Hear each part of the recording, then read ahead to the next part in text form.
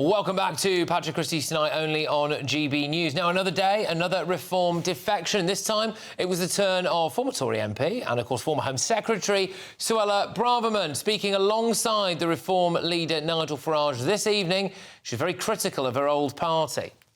I've had enough of Conservative betrayal. I've had enough of Conservative denial. I've had enough of the political chameleons who populate the Conservative Party. Enough of Conservative delusion. They are a party now that is too weak to save themselves, let alone the country. Right, well, joining us now is the Deputy Leader of Reform UK, Richard Tice. Richard, thank you very much. I mean, one of the questions I've got is why did it take her so long? She seems to have been rumoured to be... Well, patience is a virtue, but it's fantastic to have Suella on board, and she was so enthusiastic and engaging and speaks brilliantly. That was at the press conference this afternoon, but the great announcement was at our Veterans for Reform event this morning, and it was the sort of the grand finale of an incredible event. And she spoke with a passion from the heart that shows actually, yes, of course it's difficult leaving something you've been involved with for 30 years, but there was a sense of relief, and it was like she was sort of coming home to her true principles and values. OK.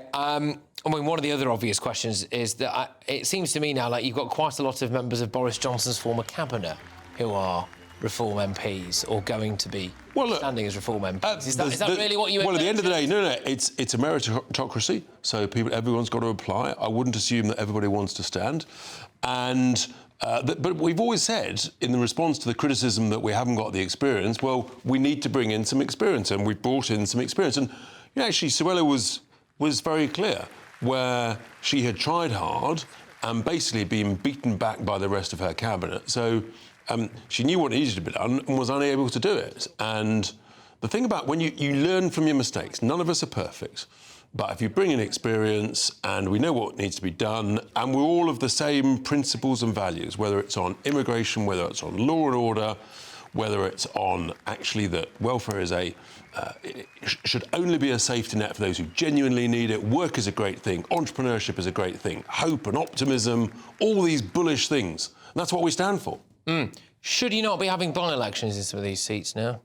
Well, what Suella said today is quite in her campaign back in July 24, she spent 5 weeks apologising for how badly the Conservative Party had done, and she asked people to vote for her because of what she stood for about leaving the ECHR. And, of course, it's us that has always said we need to leave the ECHR, which reinforces that actually she's basically, essentially come to her natural home, and voters voted for her on that basis of leaving the ECHR. That's what we think. Yeah, I mean, I remember those kind of final throws of the Tory party when it was her and Robert Jenrick in the Home Office, and, yeah, both of them ended up quitting, didn't they, really? But one of the things that Robert Jenrick seemed to say in the Daily Express on Friday was that reform might be open to bringing in the Navy and the Channel as well. Is that something that you would Look, we've got to look at all options. What we have said very clearly is for those that do reach our shores, they will be detained and deported. No ifs, no buts. They're all illegally breaking into our country,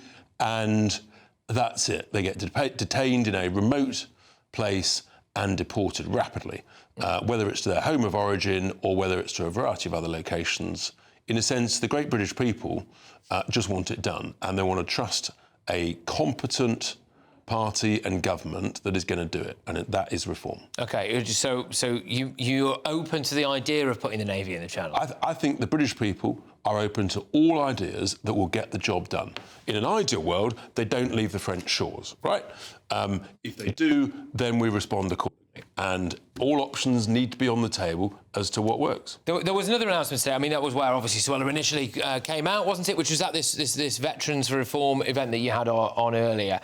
We've covered it a lot on this channel, which is this historic prosecutions that Keir Starmer and co seem to be absolutely desperate to do to our veterans. You announced something today, didn't you? What was it? Yeah, so we made a very clear and simple announcement, which is that anybody who has been, any veteran, Northern Ireland veteran, who has been convicted, we will give them a royal pardon. That deals with that. The second thing is any ongoing prosecutions will be stopped, cancelled, annulled. And then finally, the third thing is for any future prosecutions of anybody in any zone of conflict, in order for there to be a prosecution, it would have to be personally signed off by a senior cabinet minister, most likely the Secretary of State for Defence, to give reassurance. And the veterans erupted in delight at hearing that very simple, clear message from Reform that we will look after our serving personnel and our veterans, and they can rest assured that their bravery, their courage, their service will be respected, honoured and treasured by Reform. OK, all right, and I've got to ask you, there was quite a cryptic post put out earlier on, I don't know if you might be able to bring it up, which involved certain Lord Frost, I think it was. There we are, David Frost, bright blue ice cream, not the kind of colour that you would normally associate with the Tories, by the way. That looks like jolly. It looks very tasty, sort of reform-coloured ice cream. Well, he says, well, I can't really quite read something like we've agreed on much along the way, something about that, him and Suella. So he's coming then, is he?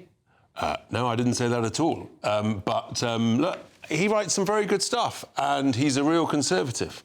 So, and he's absolutely bang on the money with us on things like net stupid zero and the like. But you know, we're delighted to have Suella today. It's absolutely fantastic, and onwards and upwards. All right, well, Richard, thank you very much. Always a pleasure. Great to have you in the studio. Thank you. It's Richard Tice there, who's the Deputy Leader of Reform UK. Let's see what tomorrow brings, eh?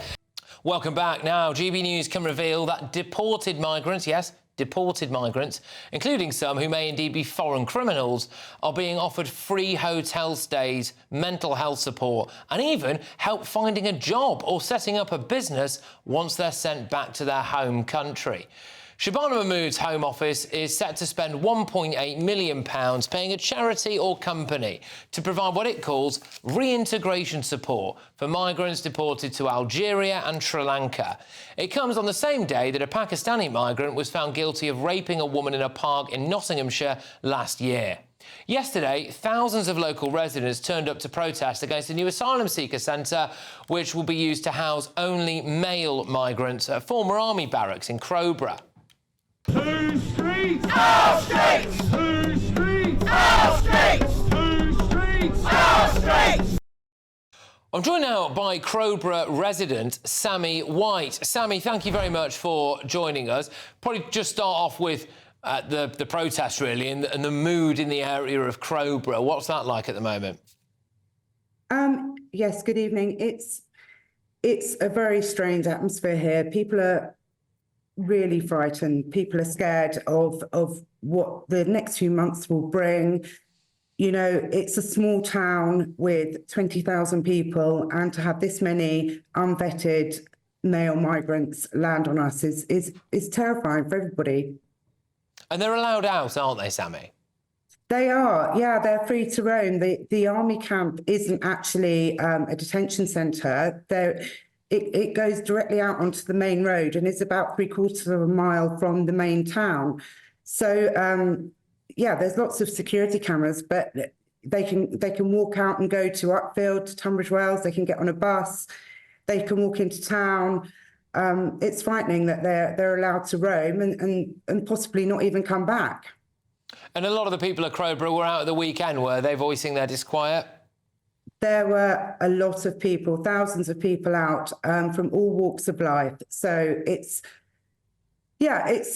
brought the community together, but not in a good way. People feel so strongly they're giving up their Sundays. It took several hours for the protest to make it into town this Sunday because there were so many people.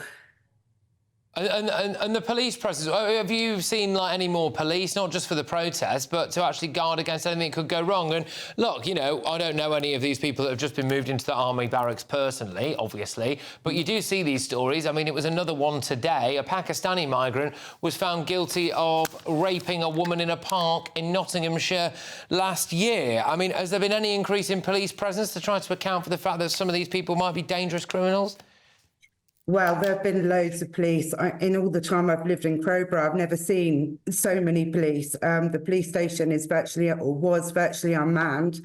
Now there's a constant presence, but mainly down at the camp. And I think the feeling is that that the police are there not to protect the community, but to actually prevent any, incidents with the migrants themselves. And the feeling is so strong that people believe they're there to protect them and not us. So, it's all around the camp and not generally around the town. Yeah, look, absolutely. I mean, this is going to have a devastating impact on your area. I mean, house prices are not doing particularly well thanks to this Labour government at the moment. But when you add a walloping great big 600 men from goodness knows where into your area, that's going to do you no favours either, if indeed you are looking to ever sell your property at all. But can I just get you on another story here, which is, you're not just paying for them to be there as taxpayers, you're not just paying for the increased police presence, you're not just paying for whatever legal representation these people decide to get. It turns out that on the off chance that we ever do decide to deport any of these men, you will also probably be paying for them to get mental health support, free hotel stays, help finding a job, or maybe even setting up a business back in their home country. How does that make you feel? It's terrible. I mean, already the government have been ploughing and continuing to plough millions of pounds into the migrant asylum programme. And now we hear that these migrants, some of which have been, or some of whom could have been convicted under the UK justice system and have come here illegally and committed crimes, are now being paid to go back. You know, it's as though it's OK, come over here, you'll live here, and then we'll pay you to go back and set you up. Exactly. There's people here that can't afford, that are using food banks, that can't afford to feed their families. Absolutely. Absolutely. Look, Sammy, thank you very, very much. I wish you all the very best. Let's stay in touch. Sammy White, there, is a Crowborough resident. Right, a spokesperson for the Home Office told us, we're furious at the level of illegal migration to this country. Each asylum seeker has cost an average of £30,000 per year to support. This scheme ensures migrants return to their home country, settle and don't re-enter the UK for a fraction of the price. Well, we'll see about that.